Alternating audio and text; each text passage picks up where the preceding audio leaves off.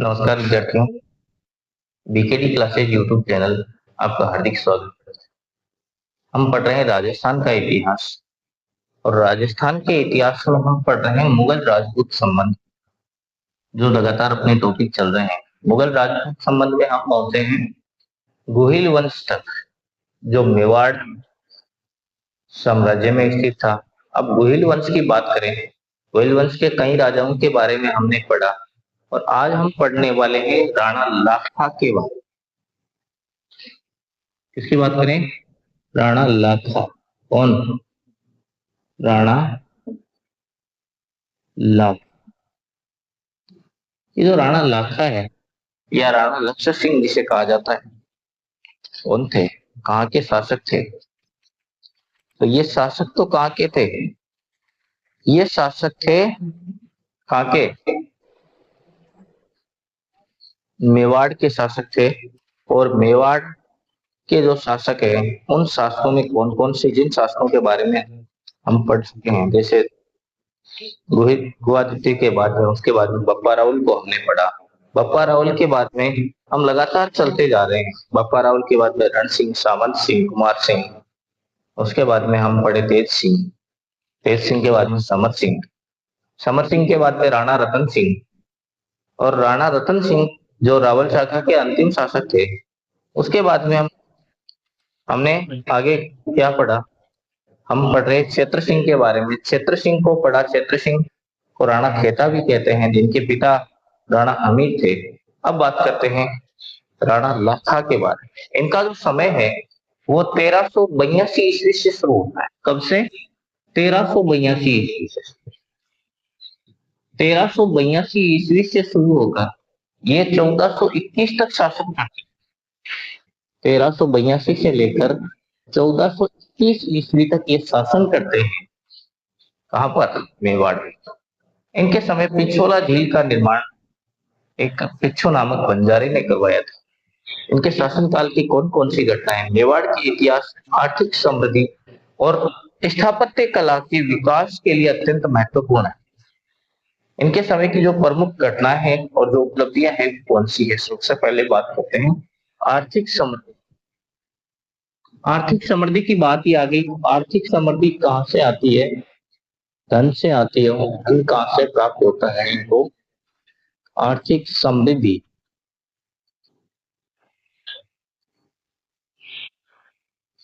इनको धन कहां से प्राप्त होता है? मेवाड़, आज जो चित्तौड़ है, वहां पर एक जगह है जावर, उदयपुर में। जावर में शिष्य और जो चांदी और जिस शीशे की जो खाने हैं वो मिलती है। ये इनके समय।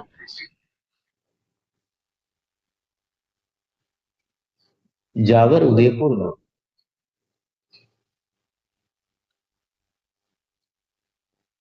जावर उदयपुर में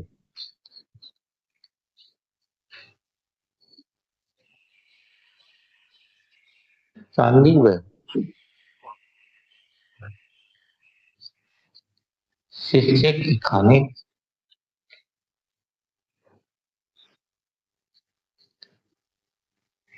जो इनकी जो खदानें, वो वहां से इनके शासन काल में प्राप्त होती है।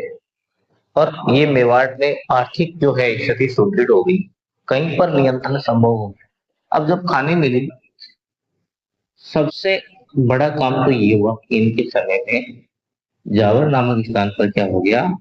शिष्य और दुष्ट के खाने मिले। ये आर्थिक सुधार में आ गया। उसके बाद में क्या हुआ? दूसरा इनका काम था मेवाड़ पिछोला झील का निर्माण। किसका निर्माण? पिछोला झील का निर्माण।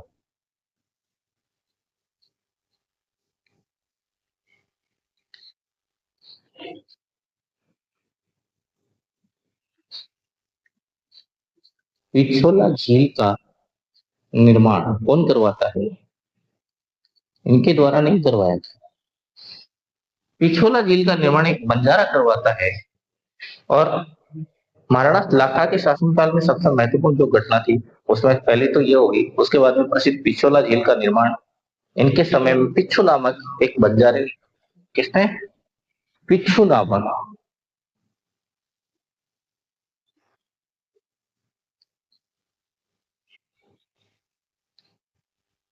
पिच्छू नामक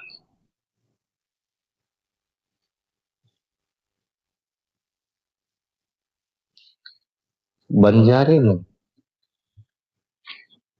निर्माण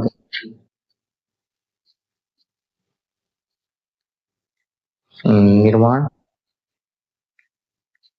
करवाया। किसका निर्माण करवाया था? पिछोला झील का निर्माण करवाया था पिच्छू नामक एक बंजारे ने इसका निर्माण कर। उसके अलावा स्थापत्य कला की बात करें तो और क्या क्या हुआ था। उसके बाद में कुंभहाड़ा का बलिदान, बूंदी किले, जो बूंदी का जो नकली किला था, मिट्टी का किला, उसकी रक्षा करते हुए कुंभहाड़ा ने अपने प्राणों का बलिदान दे दिया, जिसे राजस्थान के इतिहास में वीरता का अद्वितीय उदाहरण मानते हैं। उसके बाद में मेवाड़ से संबंध और हंसाबाई का मारवाड़ से संबंधित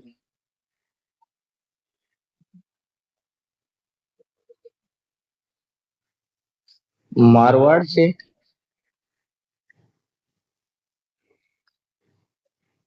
संबंध और हंसाबाई का विरोध। हंसाबाई कौन थे?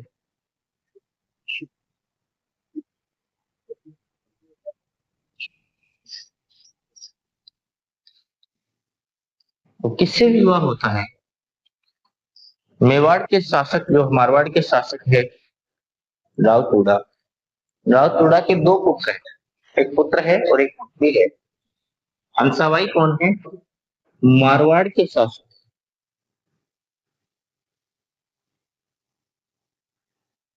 मारवाड़ के शासक, इनका नाम क्या है?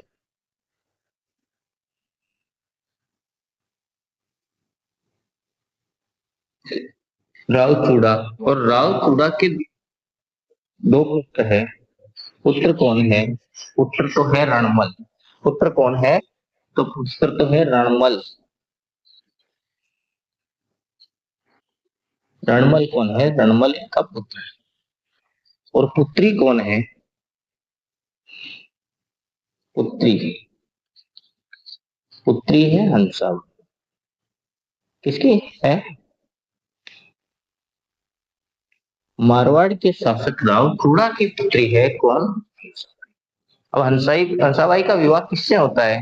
क्या परिणाम इसका निकलता है? उसके बारे में चर्चा।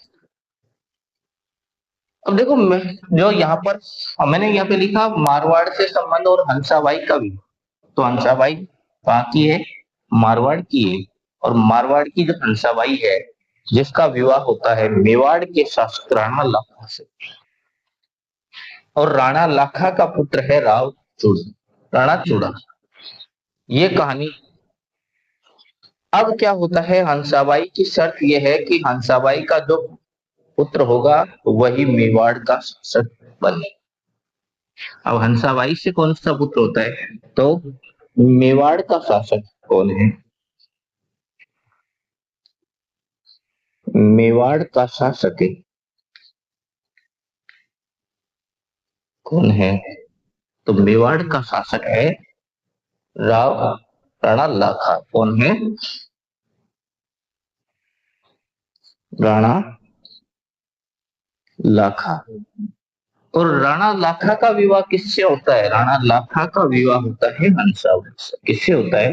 हंसाबाई से। क्या होता है? विवाह होता है। राणा लाखा का जब विवाह हो जाता है, इनका एक पहले से एक पुत्र है जिसका नाम क्या है? राव चूड़ा है। राणा चूड़ा से या कंवर कुंवर चूड़ा, उनकी उनकी बात करें तो जो पुत्र है उससे तो कोई उम्मीद उनको राणा बनाया ही नहीं। तो ये कुंवर चूड़ा है। कौन है? कुंवर चूड़ा है। अब क्या होता है, उनकी शर्त क्या थी? हंसाबाई की शर्त ये थी कि इनसे जो पुत्र होगा, राव लाखा, राणा लाखा और हंसाबाई से जो पुत्र होगा वही मेवाड़ का शासक बनेगा। इसी शर्त पे उनकी क्या होता है? उनका विवाह होता है। किनका? हंसाबाई और राणा लाखा का विवाह होता है। शर्त क्या थी? शर्त थी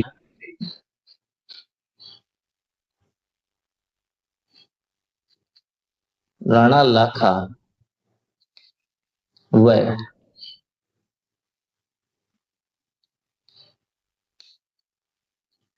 हंसाबाई का पुत्र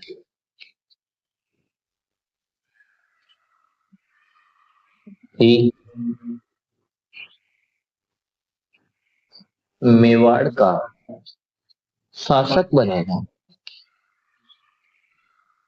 शासक बनेगा। अब यहाँ से इनको एक पुत्र है पहले से, कौन? राव कुंवर चूड़ा। और कुंवर चूड़ा ने यहाँ पे एक प्रतिज्ञा की थी। क्या प्रतिज्ञा थी? कुंवर चूड़ा की प्रतिज्ञा क्या थी? कुंवर चूड़ा की प्रतिज्ञा थी,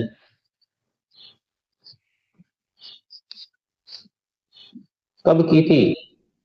जब इन्होंने, राणा लाखा ने हंसाबाई से विवाह किया। हंसाबाई ने ये शर्त रखी कि जो राणा लाखा और हंसाबाई का पुत्र होगा वही मेवाड़ का शासक बनेगा। तो कुंवर चूड़ा ने यहाँ पे प्रतिज्ञा की थी कि मैं आजीवन विवाह नहीं करूंगा। क्या प्रतिज्ञा थी? कि मैं आजीवन विवाह नहीं करूंगा। प्रतिज्ञा, मैं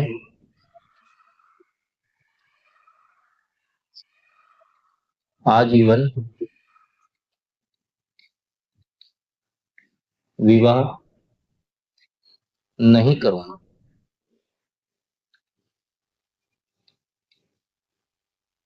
नहीं करूंगा तथा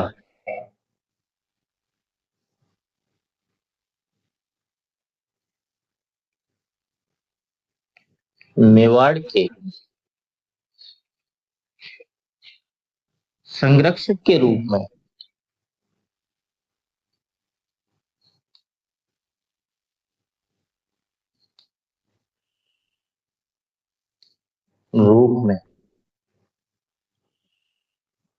कार्य करूं।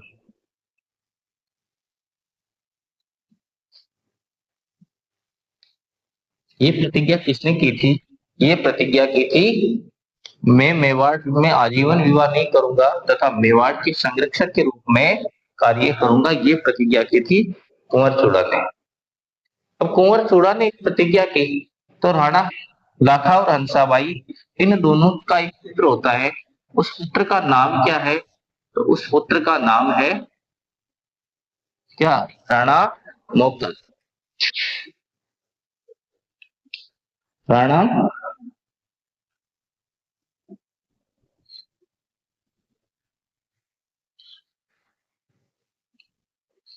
मोकल। और राणा मोकल क्या करते हैं? मेवाड़ के शासक बनते हैं। और उसके बाद में ये जो कुंवर चूड़ा है, ये आजीवन क्या करते हैं? विवाह नहीं करते और मेवाड़ के संरक्षक के रूप में कार्य करते हैं। इसीलिए राव चूड़ा, राणा चूड़ा को या कुंवर चूड़ा को क्या कहा जाता है? कुंवर चूड़ा को मेवाड़ का भीष्म पितामह का क्या कहा जाता है?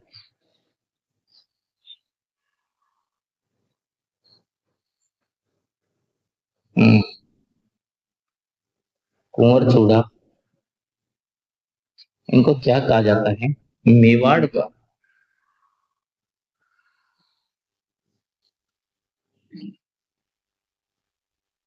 मेवाड़ के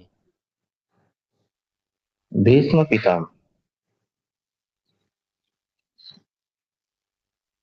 मेवाड़ का भीष्म पितामह। क्योंकि भीष्म पितामह ने प्रतिज्ञा की थी कि मैं आजीवन विवाह नहीं करूंगा और हस्तिनापुर का हमेशा संरक्षक बन के रहूंगा। इसीलिए इनको भीष्म पितामह, किस मेवाड़ का भीष्म पितामह का किसे कहा जाता है? तो कुंवर चूड़ा को। किससे कहा जाता है? कुंवर चूड़ा को कहा जाता है। क्या कहा जाता है? मेवाड़ का भीष्म पितामह। और मोकल के पक्ष में राज्य त्याग दिया और यहाँ से मालवा के सुल्तान के पास चले गए। ये कहां पर चले गए? मालवा के सुल्तान के पास। कहा? पहले संरक्षण किया, मोगल ने इनको यहाँ से राज्य से निकाल दिया। ऐसी स्थिति में वो कहाँ चले गए? मेवाड़ के सुल्तान, सॉरी मालवा के सुल्तान के पास चले गए। अब भीष्म प्रतिज्ञा इस शर्त को पूरा करने लाखा के ज्येष्ठ पुत्र चूड़ा ने त्याग कर दिया और इसी को कुंवर चूड़ा को क्या कहा जाता है?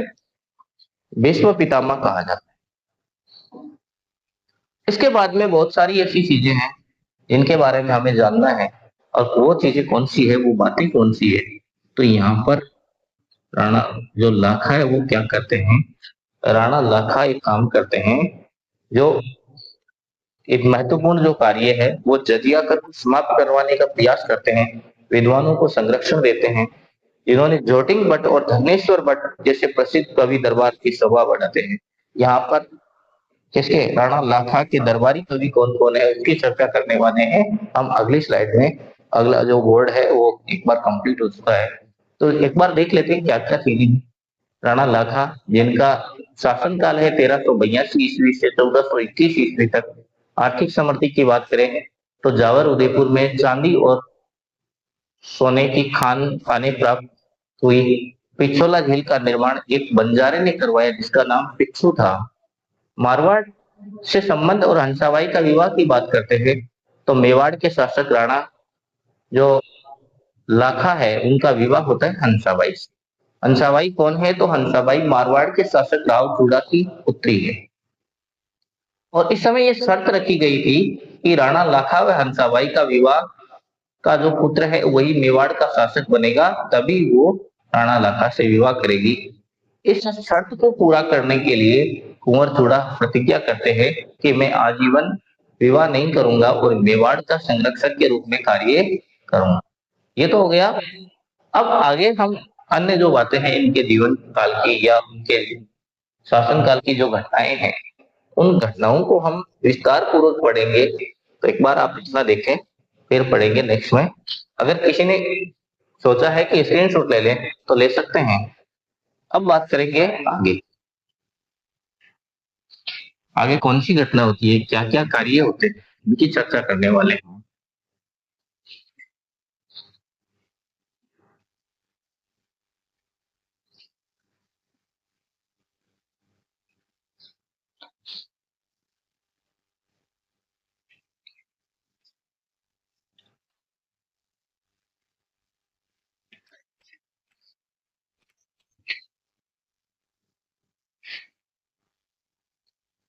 अन्य विवरण की बात करें तो और क्या क्या हो सकता है।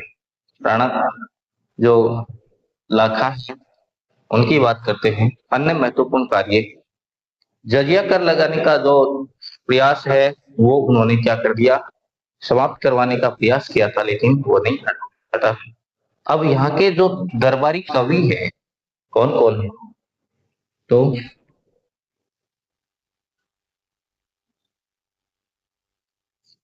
दरबारी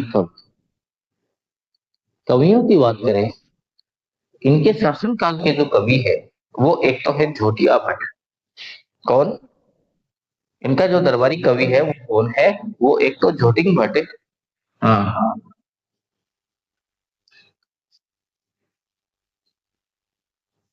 झोटिंग भट्ट वह। तो दूसरे कौन से हैं? झोटिंग भट्ट के साथ में धनेश्वर भट्ट है।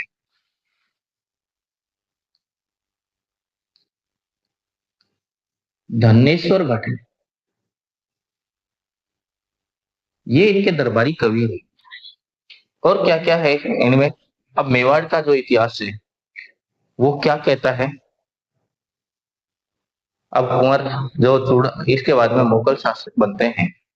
मुगल शासक बनने के बाद में मेवाड़ के इतिहास में जो कुंवर चूड़ा जो है उनका जो इतिहास है वो किस प्रकार से स्वर्ण अक्षरों में लिखा गया है, ये बात भी देखने को मिलती है। उसके बाद में अब क्या है, आगे बात करते हैं।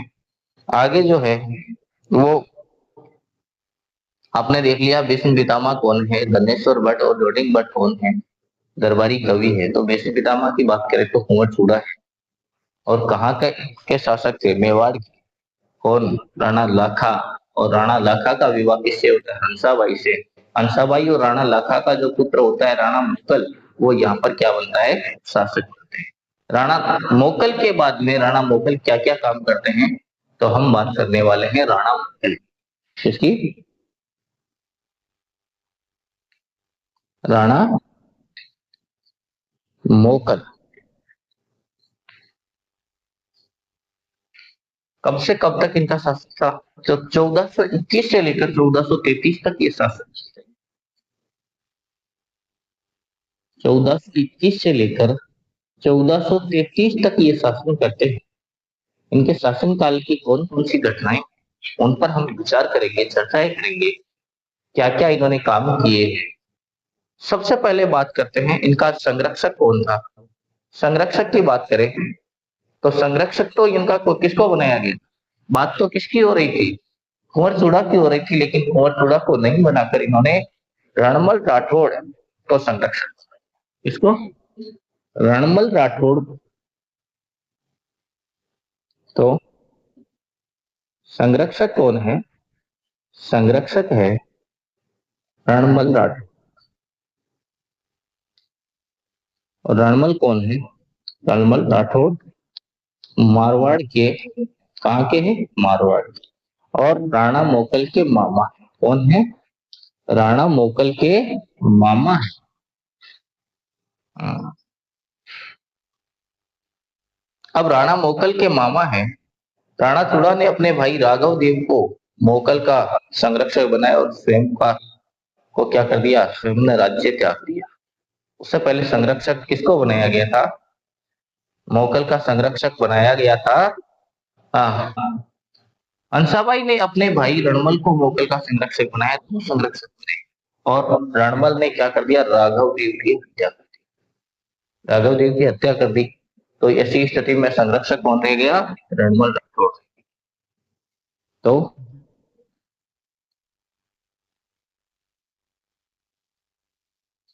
रणमल ने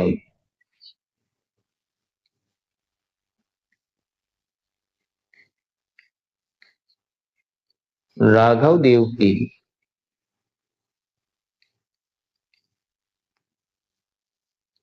हत्या कर राघव देव की हत्या कर दी।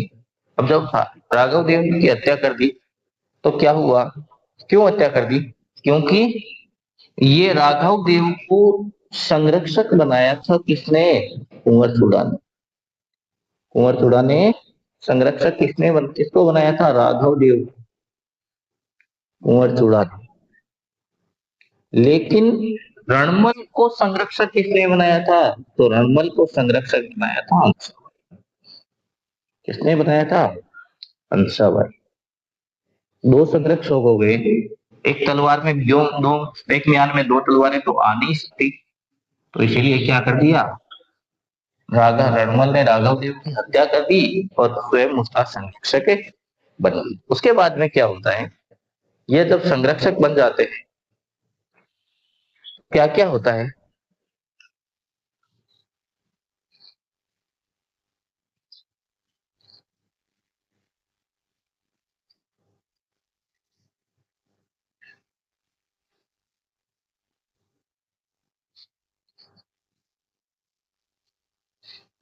कौन कौन सी घटनाएं होती है बाकी चर्चा करने वाले हैं। निष्कासन भी हो जाता है, वापसी भी हो जाती है। अंसाबाई ने संदेह के कारण कि कहीं चूड़ा मोकल को नुकसान न पहुंचा दे, वह मेवाड़ को छोड़कर मांडू मालवा चले गए। हालांकि बाद में मेवाड़ पर मारवाड़ का प्रभाव अत्यधिक बढ़ गया, तो मोकल की क्या हो गई? हत्या हो गई। तब हंसाबाई ने उन्हें वापस बुला लिया। उन्होंने ही रणमल राठौड़ के प्रभाव को समाप्त किया और मेवाड़ को राणा कुंभा के शासन को सुनिश्चित करने में महत्वपूर्ण भूमिका। जब ये सारी चीजें हो जाती है तो क्या होता है? हम बात कर रहे हैं राणा मोकल। राणा मोकल राणा मोकल की हत्या कर दी गई। किसके द्वारा?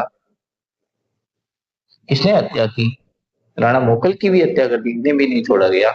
और मारवाड़ का प्रभाव बढ़ जाने के कारण क्या होगी? मोगल की हत्या हो गई। और मानसाबाई ने क्या कर दिया? उनको पुनः बुला लिया। किसको? चूड़ा। दाऊद चूड़ा कहाँ चले गए? कुंवर चूड़ा।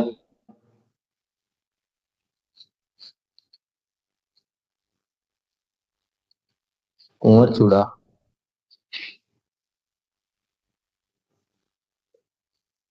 राज्य त्याग कर कहाँ चले गए? हाँ? राज्य त्याग कर मालवा चले गए। कहाँ चले गए? मालवा चले गए। और मालवा में एक स्थान का नाम है मांडू। कहाँ पर? मांडू चले। जब ये मांडू चले गए तो क्या हुआ? जब ये मांडू चले गए तो मेवाड़ पर मारवाड़ का प्रभाव पड़ गया।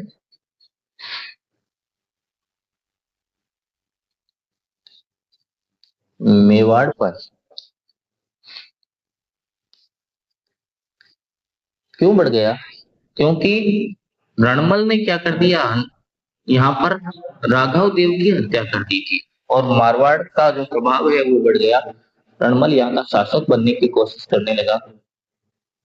ऐसी स्थिति में क्या हुआ?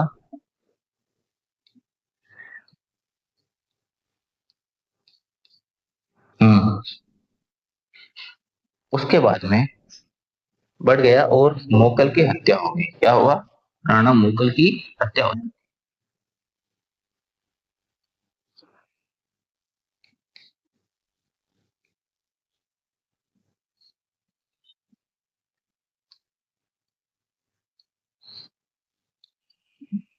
राणा मोकल की तो यहाँ पे हत्या होती है। मेवाड़ का जो मारवाड़ का प्रभाव है मेवाड़ में बढ़ने लगता है, हत्या हो जाती है। लेकिन यहाँ पर कुछ जो युद्ध है जैसे भीलवाड़ा का युद्ध 1433 में गुजरात के शासक और राणा मुगल के बीच में हुआ था। कौन सा युद्ध? भीलवाड़ा का युद्ध। हाँ, भीलवाड़ा का युद्ध किनके मध्य हुआ था? कब हुआ था भीलवाड़ा का युद्ध? कब हुआ था? तो भीलवाड़ा का युद्ध हुआ था 1433 ईस्वी में। कब हुआ था? 1433 ईस्वी में हुआ।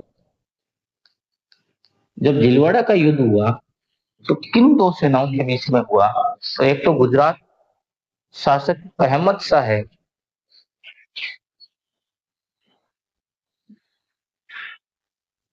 गुजरात शासक अहमद शाह,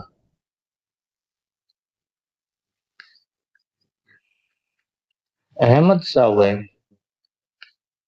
राणा मोगल के मध्य। इसके मध्य हुआ था राणा मोगल और गुजरात के जो शासक है अहमद शाह के मध्य हुआ था। इसमें क्या हुआ? चाचा और मेरा ने, किसने?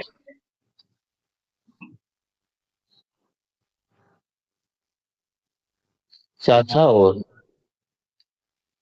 मेरा ने मिलकर क्या कर दी?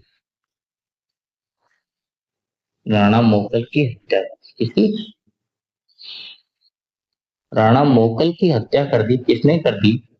चाचा और मेरा ने। ये हत्या किसने की थी? चाचा और मेरा ने की थी। और जब चाचा और मेरा क्या कर देते हैं, मोगल की हत्या कर देते हैं, तो यहाँ पे कहानी खत्म ही हो जाती है। तो पहले ही बताया था ये कार्य जो है सम सिद्धेश्वर मंदिर के पुनर्निर्माण, तो कार्य कौन कौन से थे? कार्य की बात करें तो काम क्या क्या किए थे मुगल? तो राणा मोगल के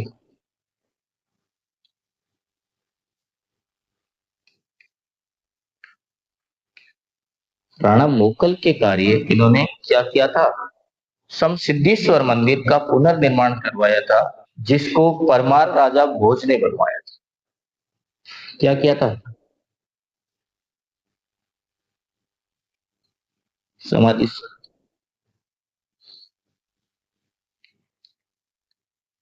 समाधीश्वर महादेव मंदिर का पुनर्निर्माण। तो मंदिर है समाधीश्वर महादेव का, मंदिर का पुनर्निर्माण करवाया। क्या करवाया? पुनः निर्माण करवाया। अब कोई पूछे कि ये मंदिर बनवाया किसने था, तो निर्माण किसने करवाया था? पुनः निर्माण तो इसने करवाया था, मोगल ने करवाया था, लेकिन निर्माण जो है वो किसने करवाया? अगर ये बात पूछी जाए तो ये परमार राजा भोज ने इसका निर्माण किया। किसने क्या करवाया था? परमार वंश का राजा है जिसका नाम है भोज, इसने इस मंदिर का निर्माण किसने करवाया था? परमार राजा भोज ने इस मंदिर का निर्माण करवाया था। तो ये तो हो गई। अब यहाँ पे इस इनके जो दरबारी विद्वान है वो योगेश्वर भट्ट और विष्णु भट्ट। दरबारी विद्वान कौन है? हाँ, दरबारी विद्वानों की बात करें तो यहाँ पे लिख रहा हूं,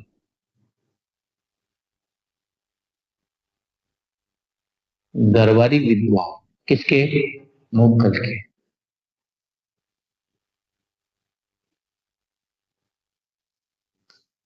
राणा मुगल के दरबारी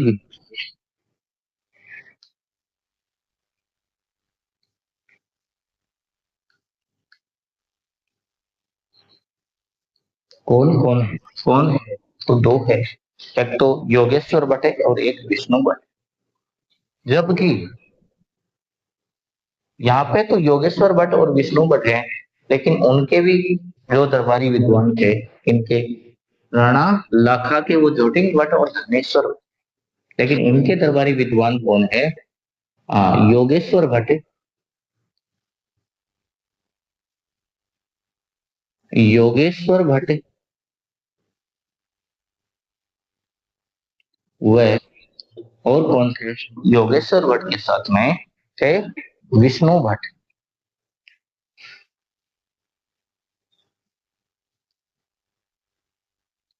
विष्णु भट्ट क्या क्या काम करवाए थे? जो भी काम करवाए उनका शिल्पी कौन था? तीन शिल्पी थे, मन्ना, पन्ना और विसर। मन्ना, पन्ना और विसर किसके? राणा मोकल के जो दरबारी शिल्पी थे। बात करते हैं शिल्पियों की। शिल्पी कौन थे? तो शिल्पी थे मन्ना, पन्ना और विंसर।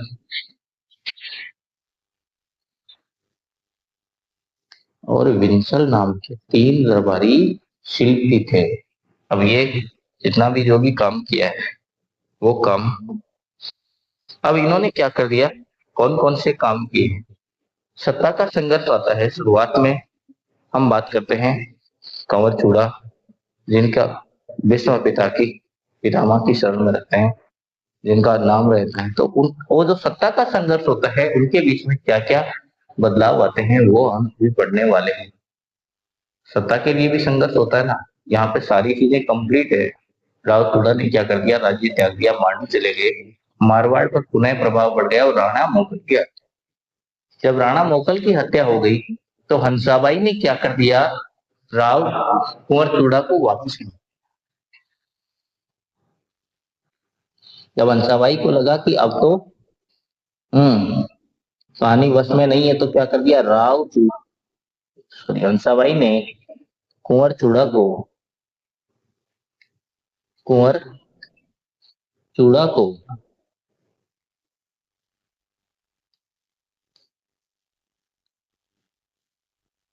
वापिस मेवाड़ बुला लिया। मेवाड़ बुला लिया, लेकिन यहाँ के वो राजा नहीं। उसके बाद में उन्होंने क्या कर दिया? राणा कुंभा को शासक बनाया और राणा कुंभा को शासक बनाकर वो वापस संरक्षक के पद पर ही रहे। उन्होंने क्या कर दिया? सारी चीजें जो जितने भी काम किए हैं वो संरक्षक के पद पर रह के किए हैं। तो इनको कहते हैं मेवाड़ के विश्व पितामह। क्या कहते हैं? मेवाड़ के विश्व पितामह कौन है? तो मेवाड़ के विश्व पितामह है कुंवर चूड़ा। हम बात कर रहे हैं राणा मोकल की। राणा मोकल का जो शासन काल है वो कहाँ से शुरू होता है? 1421 से शुरू होता है, और नहीं, 1421 से लेकर 1433 तक होता है। संरक्षक यहाँ पे कौन बनता है? रणमल राठौड़ बनता है, जो इनका मामा मारवाड़ का है। और यहाँ पर संरक्षकों की थोड़ी सी बात होती है। तो संरक्षक रणमल को संरक्षक कौन बनाती है? हंसाबाई। जबकि कुंवर चूड़ा किसको संरक्षक बनाते हैं? राघव देव। और ये यहाँ से चले जाते हैं कहां पर? मांडू मालवा। इनको राज्य निकाला दे दिया जाता है और यहाँ से वो चले जाते हैं। जब राघव देव को यहाँ का संरक्षक बनाते हैं तो रणमल क्या करते हैं? राघव देव की हत्या करते हैं। राघव देव की हत्या कौन करते हैं? रणमल करते हैं। और कुंवर चूड़ा का ने क्या कर दिया? राज्य त्याग कर मालवा जब चले गए तो उसके बाद में मेवाड़ पर क्या हुआ? मारवाड़ का प्रभाव बढ़ने लगा और राणा मोकल की हत्या हो गई। कहां पर? झिलवाड़ा के युद्ध में हो गई। किसने की थी? चाचा और मेरा की थी। ये जो युद्ध है ये कब लड़ा गया? 1433 ईस्वी में लड़ा गया। किसके बीच में? गुजरात शासक अहमद शाह व राणा मोकल के बीच में ये युद्ध हुआ। अब मोकल के कार्य कौन कौन से हैं? कार्यों की बात करें तो समाधीश्वर मंदिर जो है इसका निर्माण करवाया था, पुनर्निर्माण करवाया था। जबकि इसका निर्माण किसने करवाया था? निर्माण करवाया था परमार शासक राजा भोज ने। तो ये थे अपने कौन? मेवाड़ के शासक राणा मोकल। अब हम पढ़ने वाले हैं राणा कुंभा। राणा कुंभा के शासनकाल में कौन कौन सी घटनाएं हुई, क्या क्या हुआ, उन सब के बारे में हम चर्चा करें।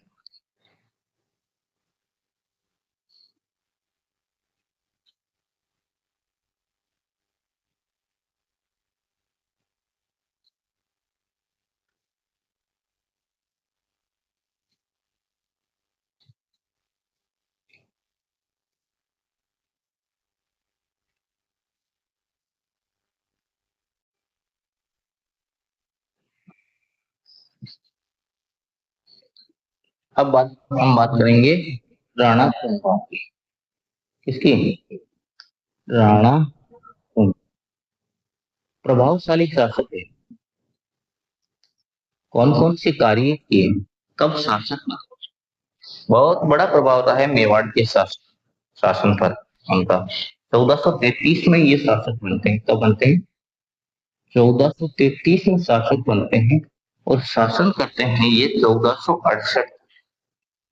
1468 तक शासन करते हैं। इनके शासन काल में कौन कौन सी घटनाएं हुई उनकी चर्चा हम करने वाले हैं।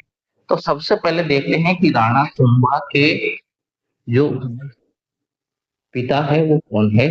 तो राणा कुंभा के पिता तो है राणा मुगल और माता कौन है? माता है सौभाग्य। और समकालीन शासक कौन है? समकालीन शासकों की बात करें तो समकालीन जो शासक राणा कुंभा के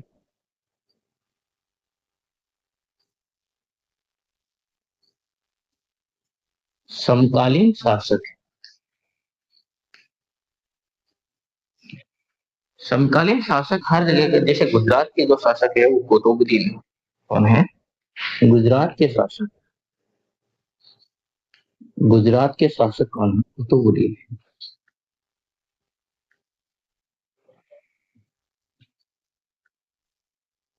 कुतुबुद्दीन है। बात करेंगे मालवा के शासक। तो मालवा पर उस समय शासन किसका था? मालवा पर शासन उस समय था महमूद खिलजी। किसका? महमूद खिलजी का। महमूद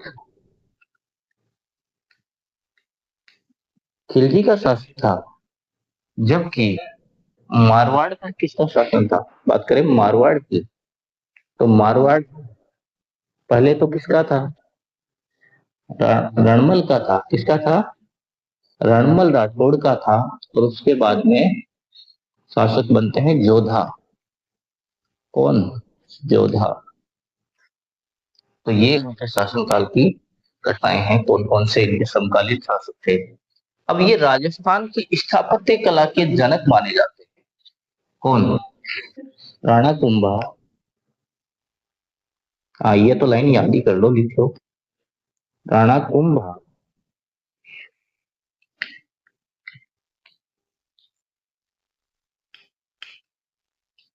राजस्थान की स्थापत्य कला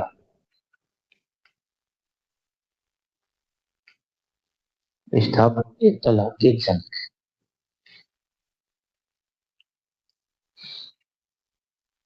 के जनक कहे जाते।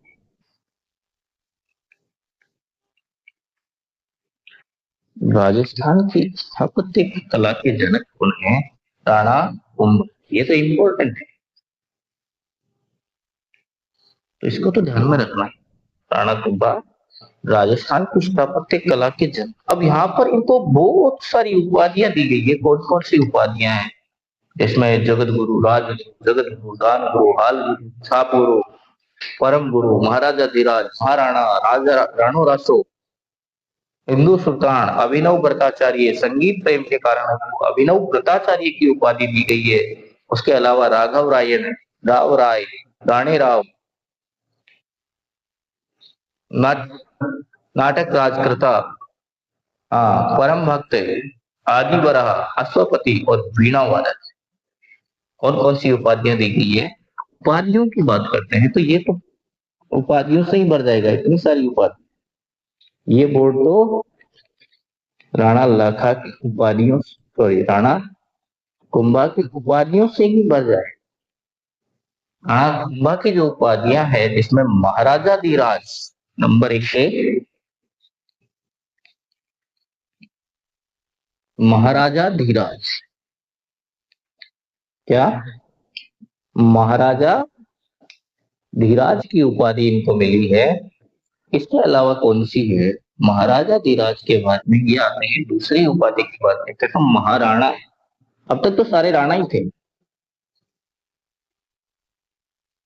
अब तक जितने शासक थे वो सारे के सारे राणा थे। यहां से इनको उपाधि मिलती है महाराणा। महाराणा जिसमें महाराणा कुंभा, महाराणा प्रताप, बड़े बड़े नाम। हाँ, उसके बाद में तीसरी जो उपाधि है वो इनको मिलती है राणो रासो। कौन सी? राणो रासो की। हाँ, उसके बाद में इनको उपाधि मिलती है राजगुरु। राजगुरु, दान गुरु, हाल गुरु, छाप गुरु, परम गुरु। गुरु ही गुरु, ये सब में गुरु है।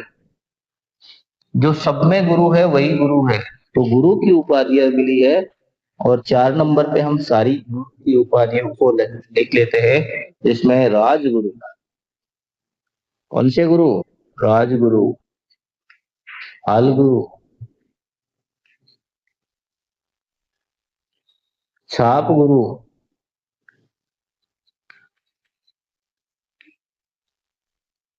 इन सबको एक ही नंबर में लिखते हैं। राजगुरु, हाल गुरु, छाप गुरु और परम गुरु। कौन से गुरु? परम गुरु।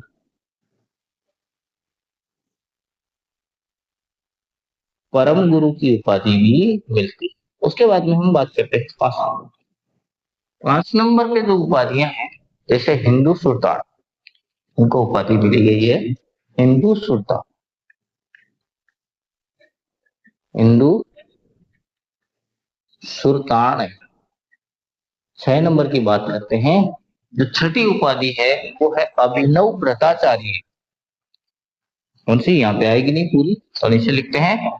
छठी उपाधि है, 6 नंबर उपाधि है अभिनव व्रताचार्य। अभिनव भट्टाचार्य।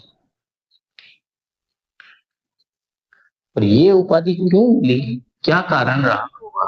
तो ये संगीत प्रेम के कारण इसको उपाधि मिली है अभिनव भट्टाचार्य। किसके कारण? संगीत प्रेम के। संगीत प्रेम में इनको उपाधि कौन सी दी गई है? अभिनव भट्टाचार्य। उसके बाद में 7 नंबर पे कौन सी है? 7 नंबर की जो इनकी उपाधि है वो है, देखो अब इतनी सी सारी उपाधियां आ गई, अब जो उपाधि आएगी वो आएगी राय या रायण की। एक तो है राव रायण। क्या? राव रायण है, राव रायण। दूसरी है राव राय, दूसरी राव राय। और तीसरी उपाधि है वो है राणे राव। कौन सी? राणे राव। हाँ, ये राव और रायण की उपाधियां हैं 7 नंबर पे। 8 नंबर पे हम बात करते हैं, तो ये नाटक राजकर्ता है। नाटक राजकर्ता की उपाधि दी गई है, कौन सी? नाटक राजकर्ता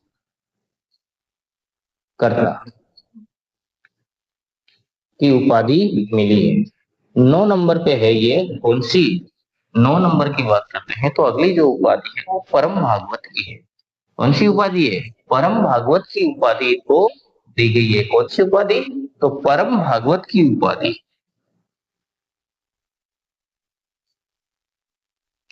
परम भागवत।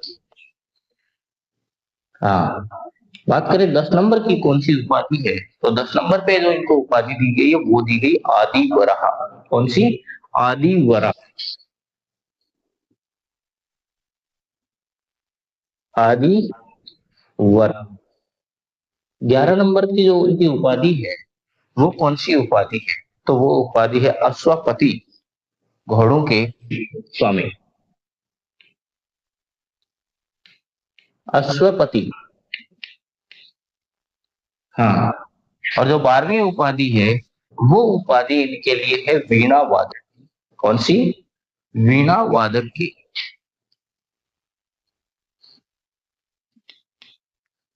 वीणा वादक, ये उपाधि है 12वें नंबर की। कौन से नंबर पे है? 12 नंबर की जो उपाधि है वो उपाधि है वीणा वादक की। इतनी सारी उपाधियां इनको मिली है राणा कुंभा को। कौन सी? महाराजाधिराज, महाराणा, राणो रासो, राजगुरु, हालगुरु, सात गुरु, परम गुरु, हिंदू सुल्तान, अभिनव व्रताचार्य, राव रायण, राव राय, राणे राव, नाटक राज, परम भागवत, आदि वराह, अश्वपति, वीणा वादक, ये सारी उपाधियां इनको मिली है। इसमें महाराजा धीराज जो सबसे ज्यादा इंपॉर्टेंट है, कौन सी? महाराणा की उपाधि। दूसरी कौन सी है? अभिनव व्रताचार्य, संगीत प्रेम के कारण इनको कहा जाता है अभिनव व्रताचार्य। तीसरी है आदि वराह, और उसके बाद में वीणा वादक। हाँ, ये जो इम्पोर्टेंट जो उसके बाद में है राजगुरु, है ना। तो ये उपाधियां इनको मिली हुई है। और इन उपाधियों के बाद में क्या क्या होता है, इनके जीवन काल की कौन कौन सी घटनाएं हैं, उन पर हम चर्चा करने वाले हैं अभी। लेकिन एक बार आप इनको देखिए, अगर किसी को चाहिए कि स्क्रीनशॉट लेके पूरा सुरक्षित रखें, याद करें, समझें, तो आप स्क्रीनशॉट ले सकते हैं। उसके बाद में हम ये,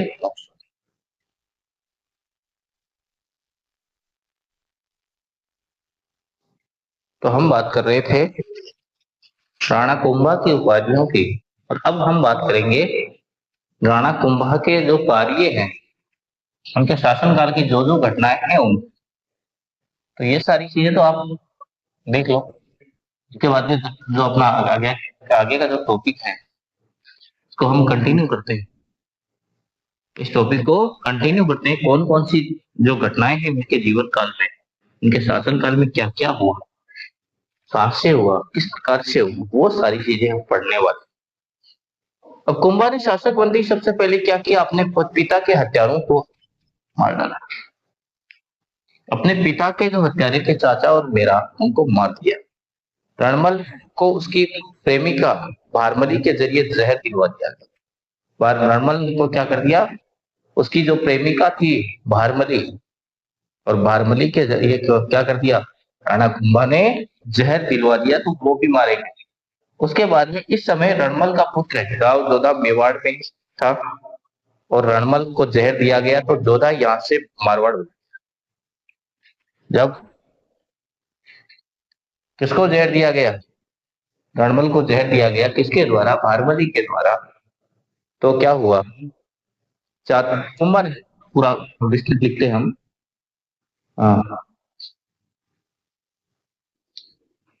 कुंभा ने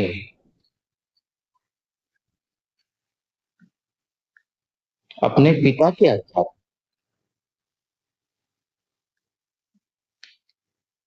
पिता के हत्यारों कौन थे? चाचा और ये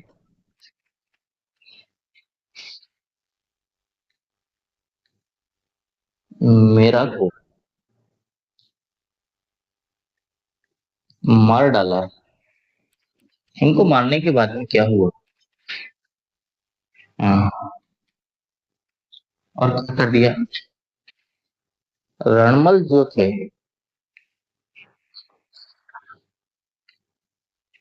रणमल को बारबली ने जहर देकर मारा। रणमल को उनकी प्रेमी उसकी प्रेमिका उसकी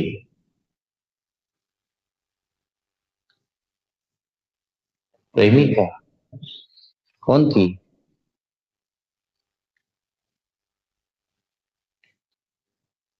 भारमली ने जहर दे तो वो भी मर गई। उसके बाद में रणमल का पुत्र राव जोधा क्या करता?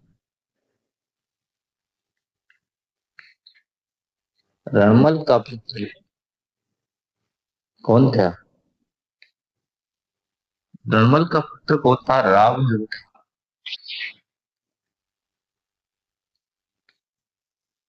राव जोधा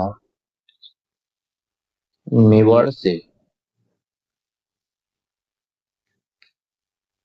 मेवाड़ से कहाँ भागे? मारवाड़। मारवाड़ चला गया।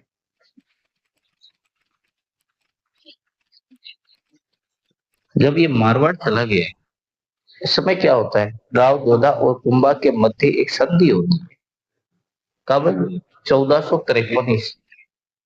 उसे कहते हैं आवड़ बावड़ की संधि। आवड़ बावड़ की संधि। आवड़ बावड़। आवड़ बावड़ की संधि।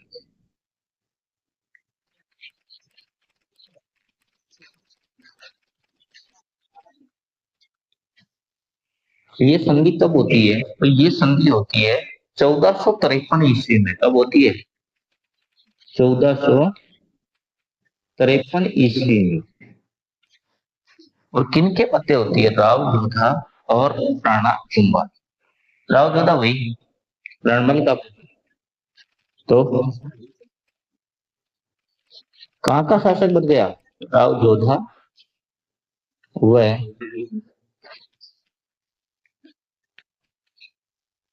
किसके मध्य? राणा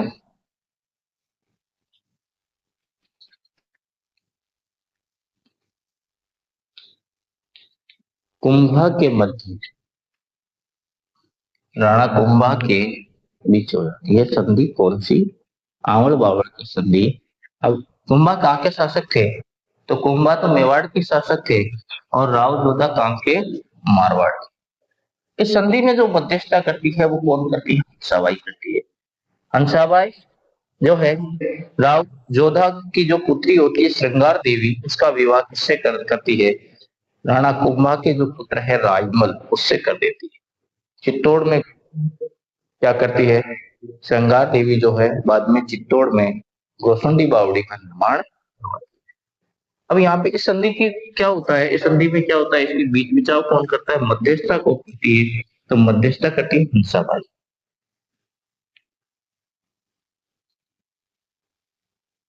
मध्यस्थता कौन करती है? तो मध्यस्थता करती है हंसा। मध्यस्थता कौन करेगी? हंसा। मुगल का मार दिया। उसके बाद में कुंभा शासक बनते हैं। कुंभा शासक बनते हैं तो चाचा मेरा को मार डालते हैं। रमल को उसकी प्रेमिका भारमली के हाथों जहर दिलवा देते हैं, तो वो भी मारे जाते हैं। उसके बाद में राव जोधा है वो यहाँ से मारवाड़ भाग जाते हैं। और वहां पर जाकर उसके बाद में संधि होती है के बीच में। जिससे क्या होगा? कोई युद्ध वगैरह नहीं हो, ऐसी संधि हो। और इस संधि में क्या होता है कि जो राव जोधा की पुत्री है किसकी, इस संधि का जो परिणाम है किसका, आवड़ बावड़ संधि किस आधार पे होती है, आधार क्या है, तो आधार है क्या, राव जोधा, राव जोधा की पुत्री है जिसका नाम है श्रृंगार देवी। क्या नाम है, श्रृंगार देवी।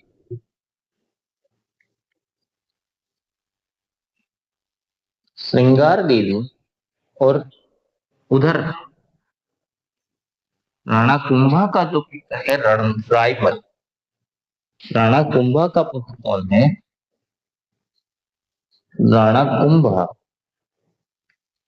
का एक पुत्र है जिसका नाम है रायमल। इनके पुत्र का क्या नाम, ये इनके पुत्र है और ये राव जोधा की पुत्री है। अब इसके पुत्र का नाम क्या है, रायमल है। तो रायमल और श्रृंगार देवी का क्या कर दिया जाता है, विवाह कर दिया, क्या कर दिया जाता है, विवाह कर दिया जाता है किसका, रायमल और श्रृंगार देवी का। और रायमल और श्रृंगार देवी का विवाह इसी आधार पर किया जाता है कि जो संधि है, आवड़ बावड़ की संधि है, वो संधि हो जाती है। उसके बाद में श्रृंगार देवी क्या करती है, चित्तौड़ में एक बावड़ी का निर्माण करवाती है जिसका नाम है गोसुंडी बावड़ी। चित्तौड़ में गोसुंडी बावड़ी का निर्माण ये करवाती है, कौन, श्रृंगार देवी। यहाँ पे लिख सकते हैं,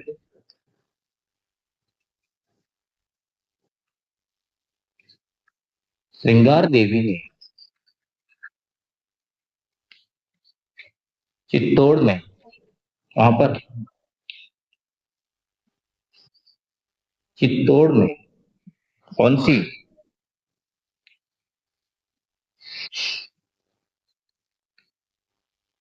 गोसुंडी बावड़ी का निर्माण डल, गोसुंडी बावड़ी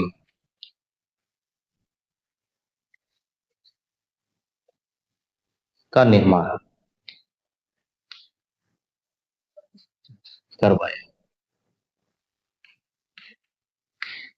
ये काम कौन करती है, श्रृंगार देवी करती है, गोसुंडी बावड़ी का निर्माण करती है, कहां पर, चित्तौड़। इतने सारे काम हो जाने के बाद में ये संधि हो जाती है, कौन सी संधि, जो संधि थी आवड़ बावड़ की संधि 1453 में हुई थी, राव जोधा और राणा कुंभा के बीच होती है। राव जोधा की जो पुत्री है श्रृंगार देवी, उसका विवाह राणा कुंभा के पुत्र रायमल से होता है। और श्रृंगार देवी क्या करती है, चित्तौड़ में गोसुंडी बावड़ी का निर्माण करवाती है। अब बात करते हैं आगे क्या हुआ और कौन सी घटनाएं हुई। राणा कुंभा का जो जीवन काल है उनमें घटनाएं इतनी है जो खत्म नहीं हो गई।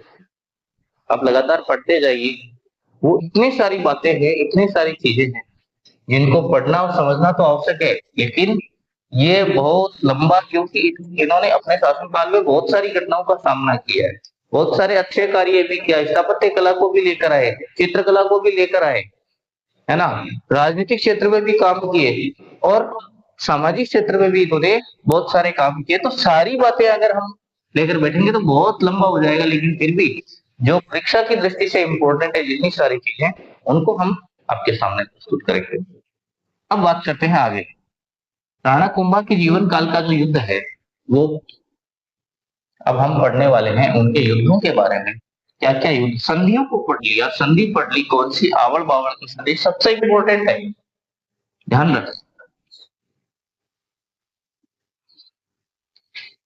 उसके बाद में हम पढ़ते हैं राणा कुंभा का जो 1437 में जो युद्ध हुआ था, सारंगसर का युद्ध, सारंगपुर का जो युद्ध है उसमें उसका कारण क्या था, जो कुंभा द्वारा क्या कर दिया, मालवा के जो एक व्यक्ति थे महपा पवार, उसको शरण दी थी, जो महमूद खिलजी का भगोड़ा था, सॉरी, हाँ, मोहम्मद खिलजी फर्स्ट का भगोड़ा था। और जो मालवा के शासक थे 6 महीने तक उसने क्या कर दिया, बंदी बनाकर छोड़ दिया और वो भागकर कहा गया, मेवाड़ आ गया। मेवाड़ में आकर नेपा पवार ने राणा कुंभा से शरण ली और राणा कुंभा ने क्या कर दी, जब राणा कुंभा ने इसको शरण दी तो मोहम्मद खिलजी ने क्या कर दिया, इन पर आक्रमण किया। वो मोहम्मद खिलजी प्रथम, है ना, अब मोहम्मद खिलजी ने आक्रमण कर दिया तो मालवा की विजय होती है यहाँ पर। मालवा के शासक है और सारंगपुर विजय के उपलक्ष्य में जो मालवा की विजय कर लेते हैं, सारंगपुर जो विजय के उपलक्ष्य में क्या करते हैं, मालवा विजय सारंगपुर विजय के उपलक्ष्य में क्या करते हैं, कुंभा विजय स्तंभ बनवाते हैं। क्या करते हैं, विजय स्तंभ, जो आज भी है। तो विजय स्तंभ किसकी निशानी है, सारंगपुर युद्ध की है, जो कब बना था, 1437 में जो युद्ध हुआ था उसके बाद। तो हम पढ़ने वाले हैं सारंगपुर युद्ध। सारंगपुर का ये युद्ध कब हुआ, ये युद्ध हुआ था 1437। कब हुआ था, 1437 ईस्वी में युद्ध हुआ था। और इस युद्ध की क्या खास बात रही, इसका कारण क्या था, किनके बीच में हुआ था, तो युद्ध हुआ था राणा कुंभा, राणा कुंभा व महमूद खिलजी प्रथम के बीच में। मोहम्मद मोहम्मद खिलजी फर्स्ट थे। और मोहम्मद खिलजी कहाँ के शासक थे, अगर कोई ये पूछ ले तो ये तो कहाँ के शासक थे, ये शासक थे मालवा। कहाँ के थे, मालवा। अब मालवा के जब शासक थे, यहाँ पे युद्ध हुआ। युद्ध होने का कारण क्या था, राणा कुंभा ने क्या किया था, किसको शरण दी थी, महपा पंवार को शरण दी थी। कारण क्या रहा, कारण था महपा पंवार को शरण दे, महपा पंवार को शरण देना इसका कारण रहा। अब महपा पंवार को इन्होंने शरण दे दी। जब शरण दे दी, युद्ध हुआ, और युद्ध में विजय किसकी होती है, विजय होती है राणा, राणा कुंभा की क्या हो जाती है, इस युद्ध में विजय हो जाती है। क्या हो जाती है, विजय हो जाती है। और उनसे क्या करते हैं,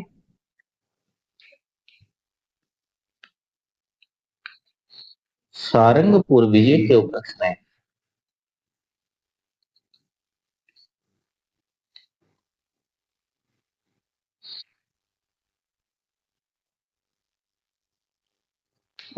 में चित्तौड़ में क्या करते हैं, ये विजय स्तंभ का निर्माण करवाते हैं।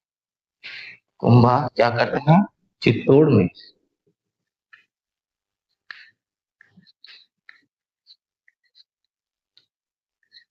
चित्तौड़ में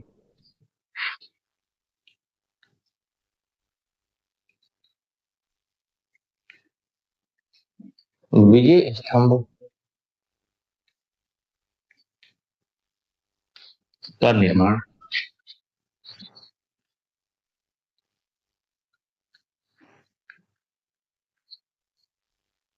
का निर्माण करवाया। किसने करवाया, कुंभा ने करवाया था। जीत किसकी हुई थी, कुंभा की हुई, तो निर्माण कौन करवाएगा, कुंभा ही करवाएगी, और कौन करवाएगा। अब उसके बाद में चंपानेर की संधि होती है। जो चंपानेर की संधि 1956 में होती है, महमूद खिलजी और महमूद गजनवी के बीच में होती है, महमूद कुतुबुद्दीन के बीच में होती है। और इसमें क्या होता है, राणा कुंभा के विरुद्ध वो क्या करते हैं, षड्यंत्र करते हैं, और दोनों साथ मिलकर राणा कुंभा पर आक्रमण करने की कोशिश करते हैं। महमूद खिलजी ने बदनौर के युद्ध में पुनः राणा कुंभा को, जो राणा कुंभा से हार गया, बदनौर कहाँ है, ब्यावर में। बदनौर विजय के उपलक्ष्य में कुंभा ने बदनौर में कुशाला माता मंदिर का निर्माण करवाया। क्या करवाया, कुशाला माता मंदिर का निर्माण करवाया था। कहाँ, कुशाल माता मंदिर का निर्माण करवाया था बदनौर में। किसने, राणा कुंभा।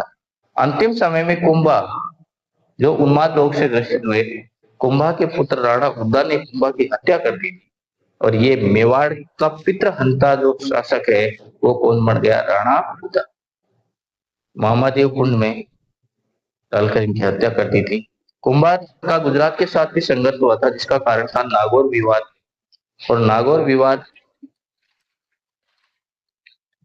क्या कहता है, उसके बाद में हम पढ़ेंगे कुंभा के स्थापत्य कला या कुंभा के बारे में और जितनी सारी जानकारियां हैं वो हम पढ़ने वाले हैं। सबसे पहले पढ़ते चंपानेर की संधि। चंपानेर की संधि में क्या हुआ, क्या नहीं हुआ, तो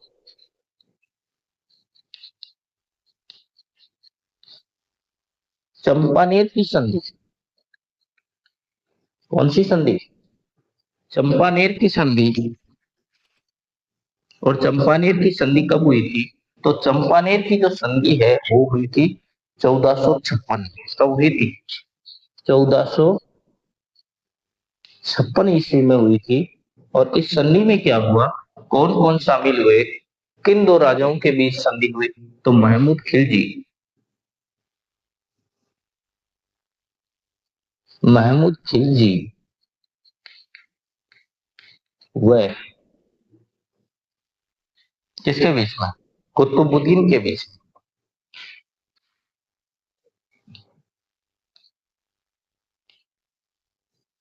कुतुबुद्दीन के बीच ये संधि हुई।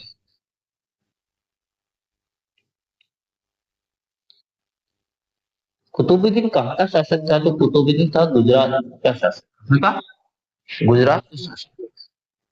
और महमूद खिलजी कहाँ के थे, मालवा, ये तो गुजरात का शासक था।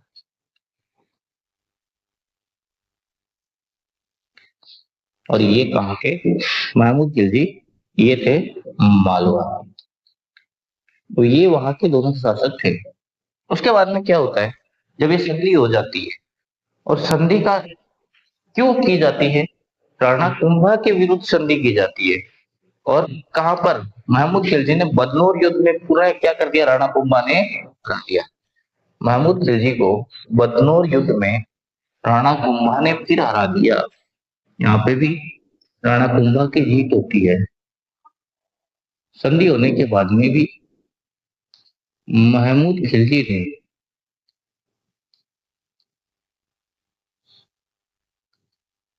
खिलजी को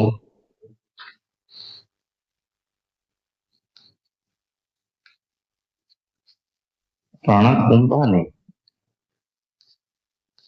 कहा हरा, बदनौर युद्ध को राणा कुंभा ने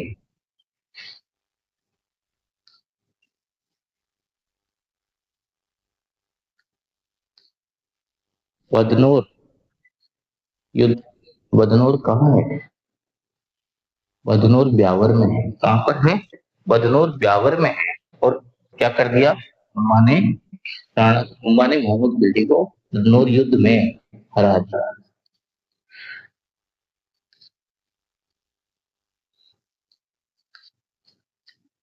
जब बदनौर युद्ध में खिलजी हार गए, तो खिलजी ने यहाँ पर, कुंभा ने क्या कर दिया, एक नई एक की स्थापना की।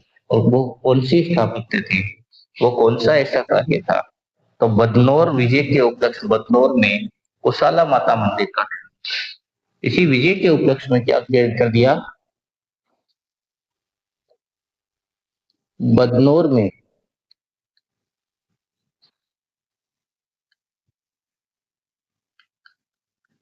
कुशाला माता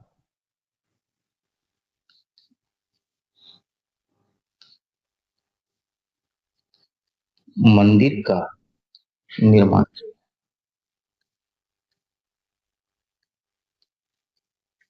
किसने करवाया,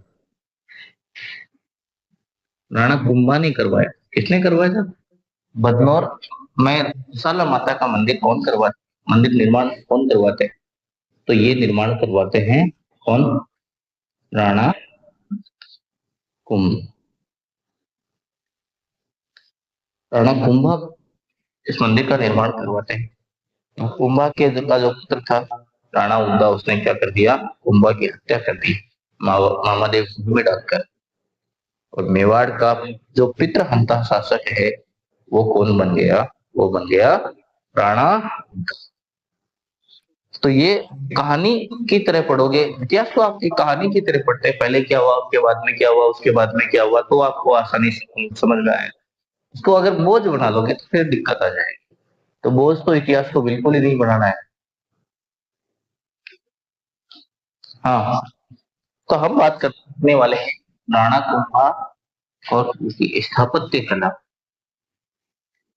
इसकी बात करने वाले हैं राणा कुंभा और स्थापत्य कला। लेकिन उससे पहले एक अपना जो पॉइंट मैं बोल रहा था वो थोड़ा बचा हुआ लिखा है, और वो था राणा कुंभा की जो मृत्यु है वो कैसे हुई।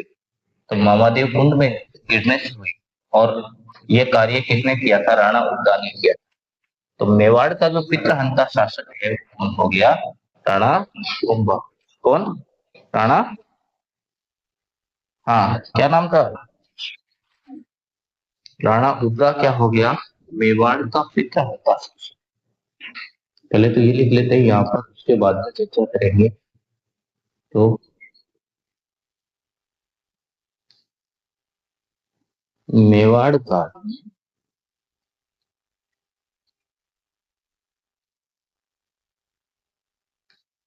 पितृहंता शासक कौन है? राणा राणा उद्दा। उन्होंने क्या कर दिया? राणा उद्दा ने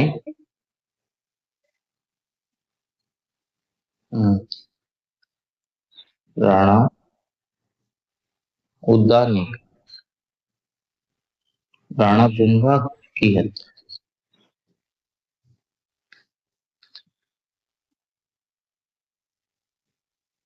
राणा कुंभा मामादेव कुंड में गिरा। कहाँ पे हत्या की? हत्या मामादेव कुंड में राणा कुंभा की हत्या की। क्या की? हत्या की। और कहाँ पर की? हाँ, ये जो हत्या है राणा कुंभा की, ये की थी मामादेव कुंड में, है ना? तो ये तो हो गई अपने एक जो छूटा हुआ पॉइंट था। अब हम पढ़ने वाले हैं क्या? राणा कुंभा और उनकी स्थापत्य।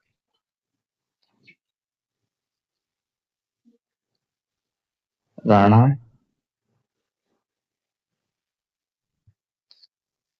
कुंभा की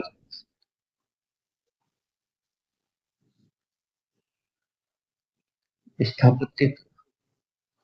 क्योंकि राणा कुंभा के काल में बहुत सारे काम थे। हमने पहले एक लाइन पढ़ी थी कि राणा कुंभा को राजस्थान का स्थापत्य कला का जनक कहा जाता है। तो जनक है, इसका राजस्थान स्थापत्य कला का जनक है।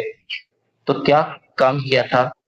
तो एक ग्रंथ है जिसका नाम है वीर विनोद। ग्रंथ का नाम क्या है? वीर विनोद।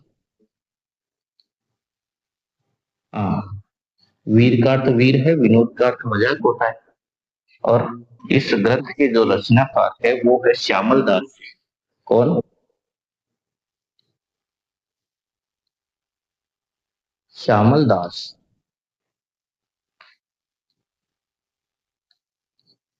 के अनुसार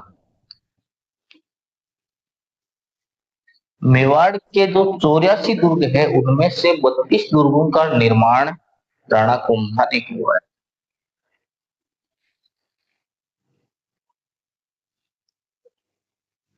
मेवाड़ के 84 दुर्गों में से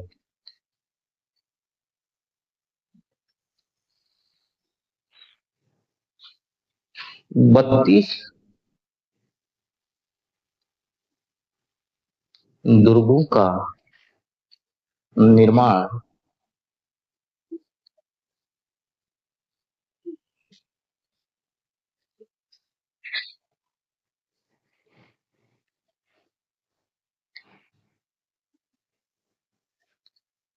राणा कुंभा ने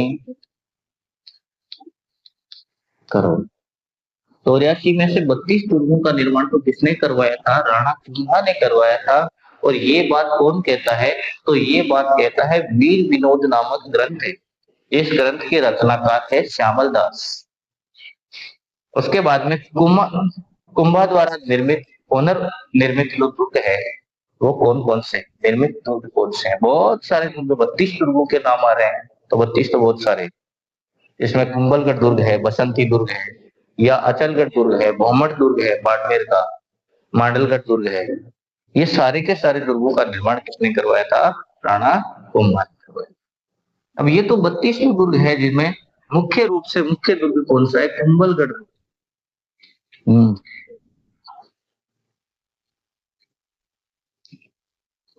मुख्य दुर्ग कौन सा? कुंभलगढ़ है।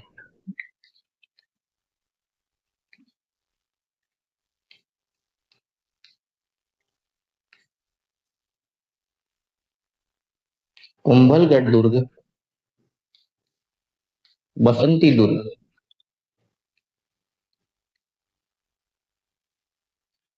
बसंती दुर्ग, भौमट दुर्ग,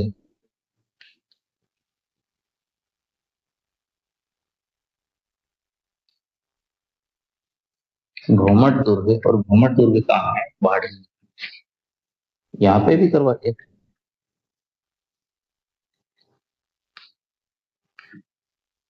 बात तो हो रही थी कि मेवाड़ में, तो ये कहाँ पे है? बाढ़ में। उसके बाद में मांडलगढ़,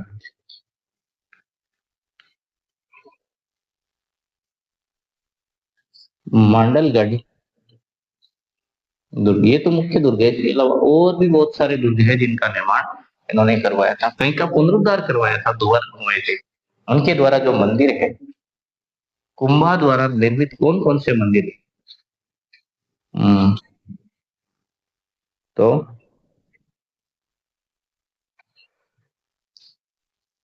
कुंभा द्वारा निर्मित मंदिर, कुंभा द्वारा निर्मित मंदिर कौन कौन से हैं? तो कुंभा द्वारा निर्मित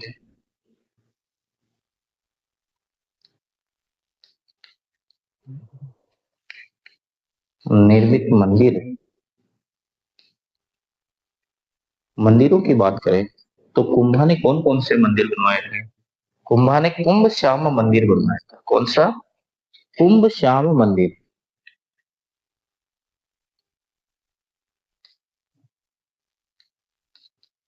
कुंभ श्याम मंदिर। और कौन सा बनवाया था? उसके बाद में संगार चौड़ी मंदिर, श्रृंगार चौड़ी मंदिर, और एकलिंग जी का मंदिर, एकलिंग जी का मंदिर,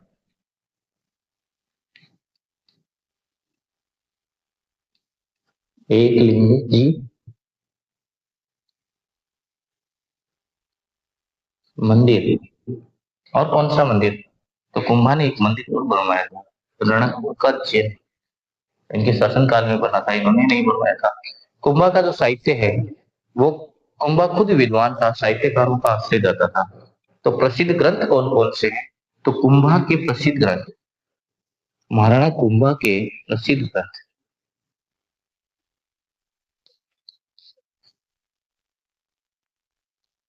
बहुत सारी रचनाएं की है। तो महाराणा कुंभा के प्रसिद्ध ग्रंथ कौन कौन से? प्रसिद्ध ग्रंथ, प्रसिद्ध जो ग्रंथ है वो कौन कौन से हैं अगर ये बात करें? तो प्रसिद्ध ग्रंथ है, सबसे मुख्य है संगीत। कौन सा? संगीत राज। संगीत राज के बाद में कौन सा है? संगीत मीमांसा। संगीत मीमांसा। और कौन सा है? सूड प्रबंध या सुधा प्रबंध। तो सूड प्रबंध नाम, 3 नंबर पे है।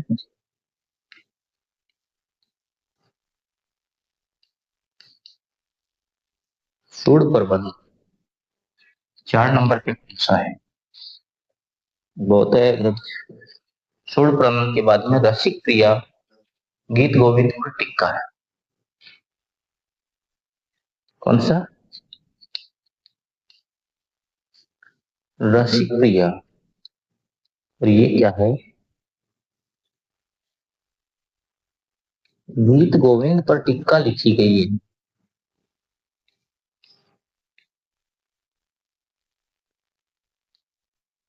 गीत गोविंद पर टीका हिंसा रसिक क्रिया।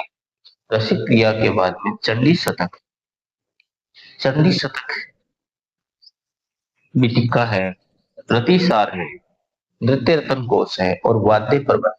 तो ये तो इनके ग्रंथ है, मुख्य ग्रंथ ये है। अब उसके बाद में हम पढ़ने वाले हैं कि दरबारी विद्वान कौन कौन से थे।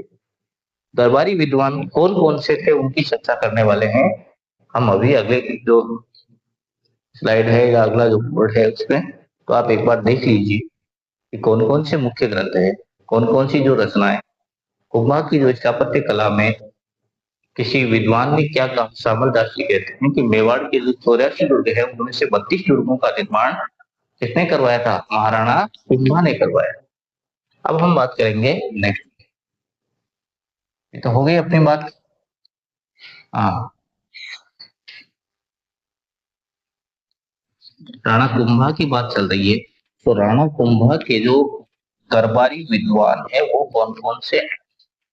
दरबारी विद्वानों की बात करें तो राणा कुंभा के दरबारी विद्वान।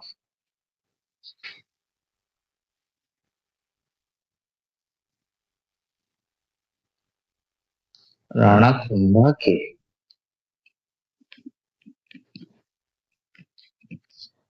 दरबारी विद्वान कौन कौन से बात करें तो नंबर 1 पे आते हैं सबसे ज्यादा कान्हा व्यास, अत्रि भट्ट, महेश भट्ट। नंबर 1 कान्हा व्यास, कान्हा व्यास, अत्रि भट्ट,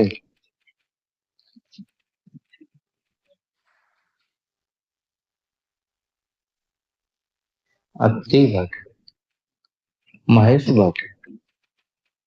जो अत्रि भट्ट के पुत्र थे,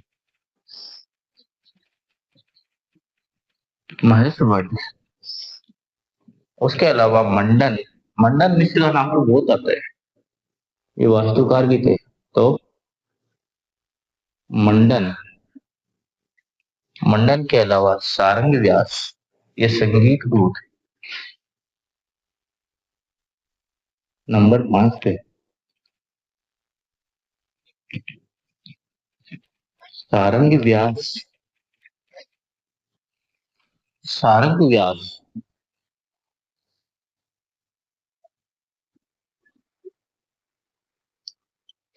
सारंग व्यास राणा कुंभा के, राणा कुंभा के संगीत गुरु, संगीत गुरु थे। कौन? हाँ, ये जानना है संगीत गुरु कौन थे। सारंग व्यास। और सारंग व्यास और भी बहुत सारे कवि है जिसमें नाथा है, गोविंद है, मुनि जिनसे सोही है। उसके बाद में मंडन की जो रचनाएं हैं, हाँ, एकलिंगी, एकलिंगी जो मेहता में है उसकी रचना की थी राणा कुंभा ने। पहला भाग लिखा था और दूसरा भाग उसका किसने लिखा, तो दूसरा भाग इसने उसका जो लिखा है वो लिखा था कान्हा व्यास। तो एक रचना है जो अधूरी रह गई थी, राणा कुंभा की अधूरी रचना, या जिसका नाम था एकलिंग महताम।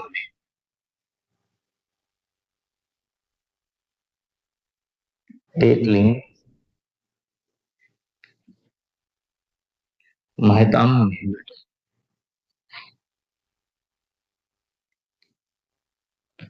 महताम।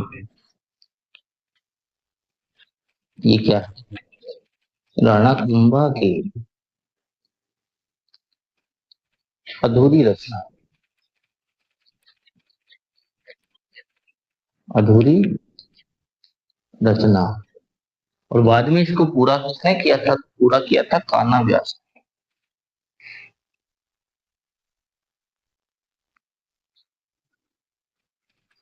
कान्हा व्यास ने पूर्ण, पूरा किसने किया? कान्हा व्यास ने इस रचना को पूरी किया था। दो भाग थे। पहला भाग था जिसको जिसमें राजकीय वर्णन था। पहला भाग राणा कुंभा ने लिखा था। क्या इसमें राजकीय वर्णन क्या लिखा था? हाँ, राज वर्णन। जो राज वर्णन है वो तो किसने लिखा था? राणा कुंभा ने लिखा था। और उसके बाद का जो अंतिम भाग है वो लिखा था कान्हा ने। नाथा की रचना थी वास्तु मंजरी। गोविंद की रचना थी द्वार दीपिका कलानिधि। कुंभा की पुत्री थी रमाबाई, वो भी विदुषी थी। और विदुष उसे उपाधि दी गई थी बागेश्वरी। यहाँ पर एक और विद्वान।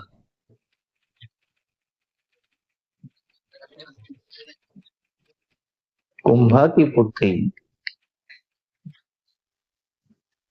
कौन? रमाबाई।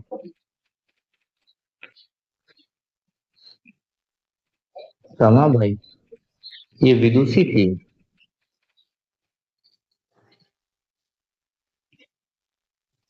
और उनको उपाधि मिली हुई थी। क्या मिली थी? उपाधि कौन सी? रागेश्वरी। रागेश्वरी वागेश्वरी, गलत बोल दिया मैंने। वागेश्वरी की उपाधि मिली थी। किसको मिली थी? हाँ, उपाधि वागेश्वरी की उपाधि मिली थी। राणा कुंभा के जो पुत्र थे महाराणा उदय सिंह और राय, दोनों ने शासन किया था अलग अलग समय में। 73 तक शासन करते उदय सिंह, उसके बाद में राय। तो राणा कुंभा के दो पुत्र थे, एक तो उदय सिंह, राणा महाराणा उदय सिंह, और दूसरे राय। हाँ, तो ये तो था अपना। अब मेवाड़ का जो पितृहंता शासक है मामादेव में डालकर उनकी हत्या कर दी गई। बहुत सारे संघर्ष का कारण कुंभा का गुजरात के साथ जो संघर्ष का कारण था वो नागौर विवाद था।